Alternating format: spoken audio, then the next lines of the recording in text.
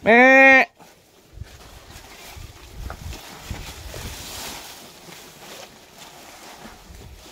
Natin kung gusto nila itong dahon ng balat ng mais. Me! Me!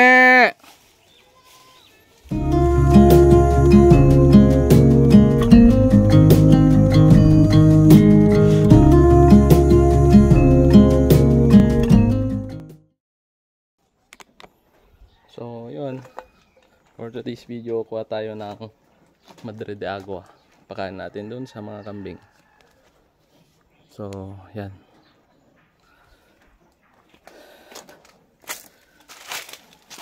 Kunin natin to. Tapos yung mga nandun.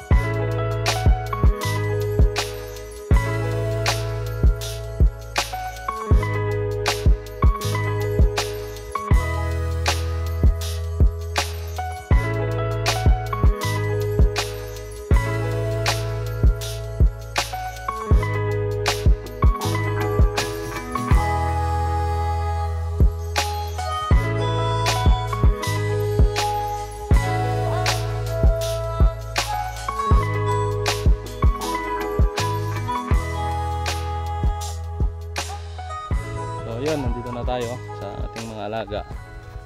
Talagang magsa-summer na. Kailangan natin ng mga maraming pagkain ng ating mga alaga. Tignan nyo naman, wala nang makitang berde. Diyan naman, pero may mga tanim tayo dyan, kaya hindi natin silang pwedeng pakawalan.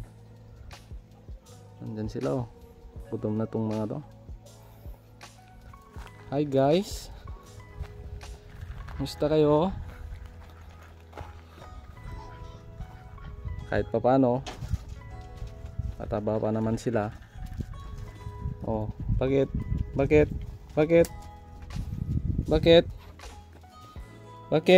Tingnan nyo, oh. Inaano nila yung paa ko kasi maalat.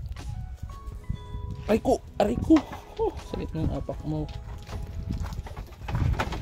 Ayan. Pupurgayin natin yung mga bata ngayon. Bata na kambing.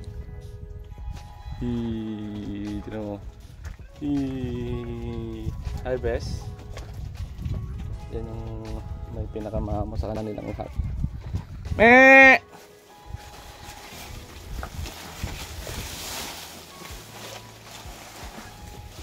Natin kung gusto nila itong dahon ng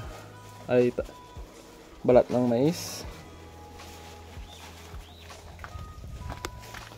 Me! Me!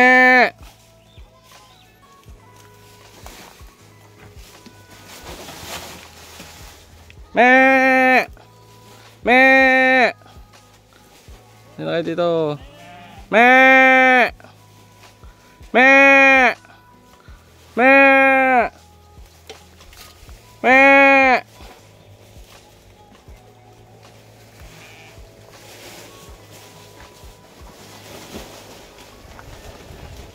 Me! Me! Me!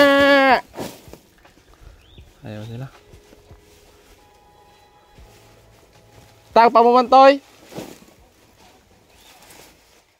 So yun, ito talaga yung isang sadya natin. Mag-ano tayo, mag-deworming. Ito yung magagamit natin. Albendazole. Meron naman dito kung yung para hindi kayo, para malaman nyo kung ilang dosage, nandito naman sa likod. Nandito sa likod, albendazole. Para doon sa mga, itong albendazole kasi ginagamit ko ito para doon sa mga lalaki or yung mga maliliit. At ito naman para sa buntis, para kahit mag-deworming ka, fembendazole para sa mga buntis natin. At ito yung ginagamit natin. At safe naman. Nandito rin yung mga dosage nila. Bale, ito lang yung mga ginagamit ko guys na consistent. Every month nag-inject ako ng B-complex. Yan, B-complex para sa mga alaga natin. Kaya okay naman sila.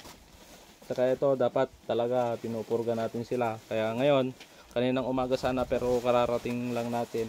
Kaya mag-alauna na ng hapon. Ngayon pa lang tayo mag-i-inject. Kaya pero okay lang naman. Wala naman masyadong hindi naman masyadong critical. Kaya tayo natin. Bale yung inuuna nila yung mga berde. Hindi nila ginagalaw yung balat ng mais. Yan, yan sila guys.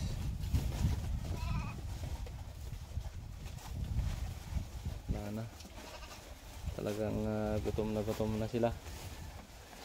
Mga buntis tong mga iba. Yung mga inahin natin na mga tupa. Nag-ano na sila, buntis na sila. Bale meron isang bagong panganak, dalawa yung anak niya. Yung nandun. Ayan.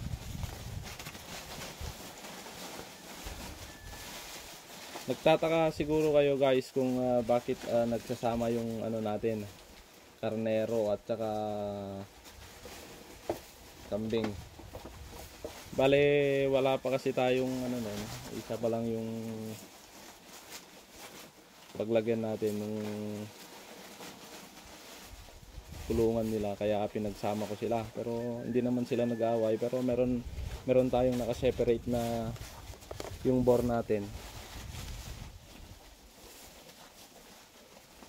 Naka-separate siya kasi talaga inaaway nila tong dalawang ram natin. Nag-aaway sila kaya naka-separate sila. So by next week siguro isa-separate na natin tong mga tupa. Lagay natin dun sa kabila. Dun. Talaga gutom na sila.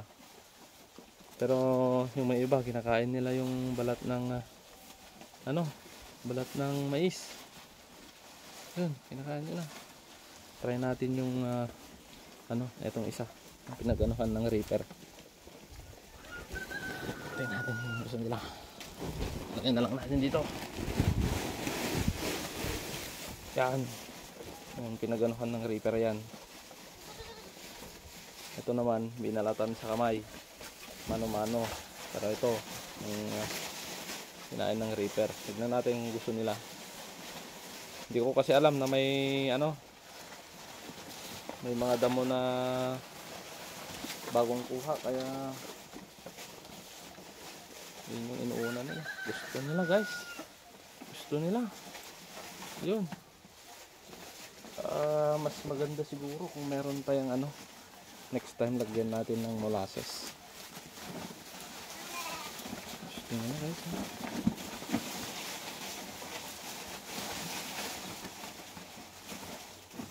Bali tatlo pala yung natin, mga bagong panganak na karnero. Ayun, yung dalawa magkapatid yun, tapos may bago dito isa. Yun may bago, may newbie na naman Ayan, bali yun yung magkapatid guys. Yun, yung dalawa. Tapos ito naman, ito yung bago, ganda Nag-aaway kasi sila, dami na namang. Ito yung matapang kasi itong mga to.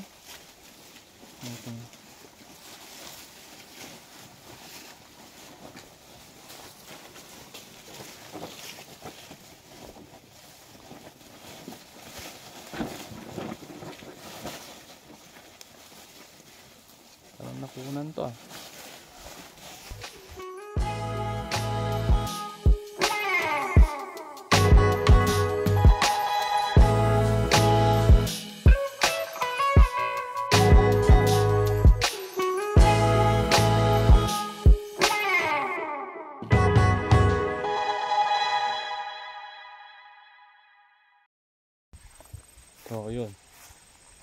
kuha tayo ng mulberry. Mulberry pakain. Dito tayo.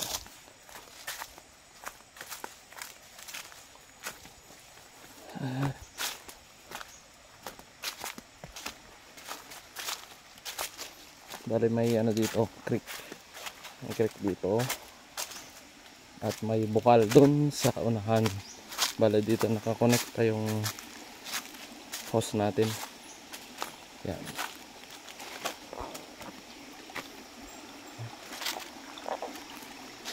Dalawa.